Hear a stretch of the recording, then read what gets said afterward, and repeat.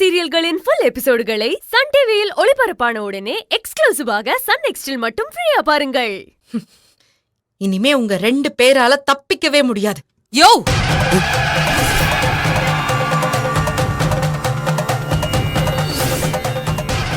என் மக கையல் என்ன சொன்னாலும் நான் அதை நம்புவேன். ஆனா உன் விஷயத்துல நானே அவளுக்கு எதிரா நின்னு இருக்கேன்.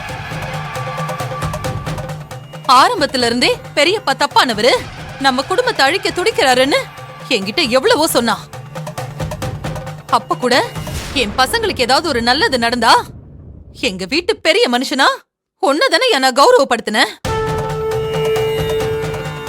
1000 தான் இருந்தாலும் அவர் உன் அப்பாவோட அண்ணன் கையல்னு அவளை பல முறை நான் சமாதானப்படுத்திருக்கேன்.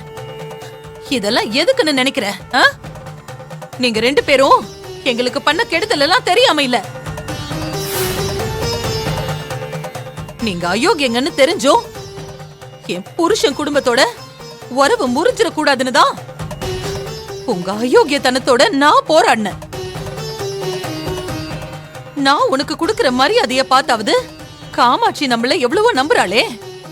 இனிமேலாவது அவ பிள்ளைங்கள வாழ விடணும்னு மனசு மாறி என்னைக்காவது ஒரு நாள் நீ திருந்திருவ. உண்மையான உள்ளத்தோட என் புருஷனுக்கு அண்ணனா என் பிள்ளைங்கள அரவணைப்பன்னு கண்மூடித்தனமா நான் நம்பிட்டு இருந்தேன். ஆனா அந்த நம்பிக்கைய மொத்தமா குழி தோண்டி புதைச்சிட்டீங்கல்ல.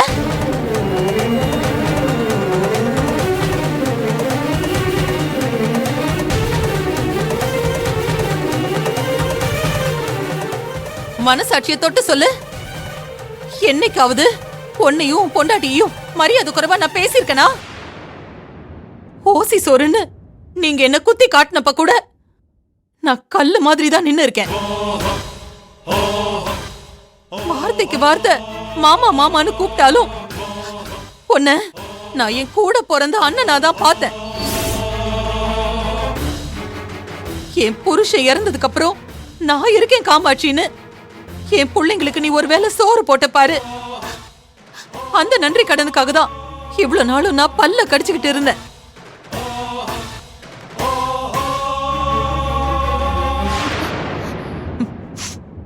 ஏயா, என் குடும்பத்தை கதற விடுறதுதான் உன்னோட எண்ணம்னா ஆரம்பத்திலேயே என்ன கொன்னு இருக்கலாமே. அதை விட்டுட்டு ஏன் பிள்ளைங்களை கொல்ல ஏன் துடிச்ச? எதுக்காக இத்தனை வருஷம் நல்லவன் வேஷம் போட்டு எங்க எல்லார் கழுத்தையும் அறுத்த? சொல்லியா?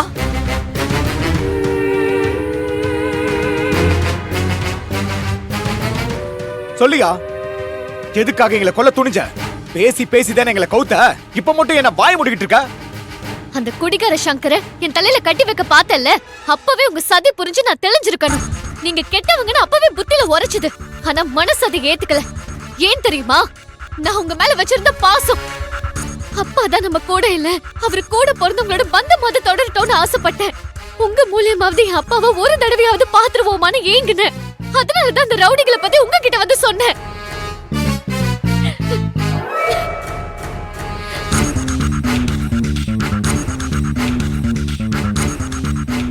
போதைக்கு அடிமையானவங்களை கூட அந்த பழக்கத்துல இருந்து மீண்டு கொண்டு வந்துடலாம். ஆனா யாரு மேல பாசம் வைக்கிறதுன்னு தெரியாம வெளுத்ததெல்லாம் பால நம்புறோம் பாரு. எங்களை மாதிரி எமோஷனலா அடிக்ட் ஆகுறவங்களை கடவுளே வந்தாலும் காப்பாத்த முடியாது. அது பெரிய வலி. கௌதமோட சேர்ந்துக்கிட்டு நீ எங்களை கொல்ல பார்த்தன்னு தெரியும் போது உன்னை அப்படியே வெட்டி போனன்னு ஆத்திரம் வரல. சொந்த பெரியப்பா முதுகுல குத்துறாருன்னு சொல்லி பெருப்போட சேர்ந்து அழுகதாயா வந்துச்சு. நீ கத்தியால குத்தி இருந்தா கூட இந்த அளவு கொலைச்சிருக்காது. உன்னோட நம்பிக்கை துரோகம் அப்படி ஆயுசு முழுக்க உயிரோட கொல்லுதியா? அந்த வலி எப்படி இருக்கும் தெரியுமா? ஏய், என்னடி பாத்துக்கிட்டு இருக்க? விளக்க மாத்தாலடி. ஆனந்தி, செருப்பாலடி. மூர்த்தி வேணாண்டா, இதெல்லாம் பாவண்டா. பாம்பு அடிக்கிறது பாவம் இல்ல அத்தை, அடிங்க. இந்த பாரு மூர்த்தி, என்ன கொன்னு கூட போடு, ஆனா இப்படி எல்லாம் என்ன அசிங்கப்படுத்தாத. உன் பேச்ச கேக்குற மூர்த்தி எப்போ செத்துட்டான். இது எங்க அண்ணன் மூர்த்தி. ஐயோ, என் குடும்பம் எனக்கு உலக மாதிரி. அவங்களையே கொல்ல பார்த்தல்ல, ஐயோ, உன்னை சும்மா விட மாட்டேன்டா. என்ன பாத்துக்கிட்டு இருக்க? போய் அடி.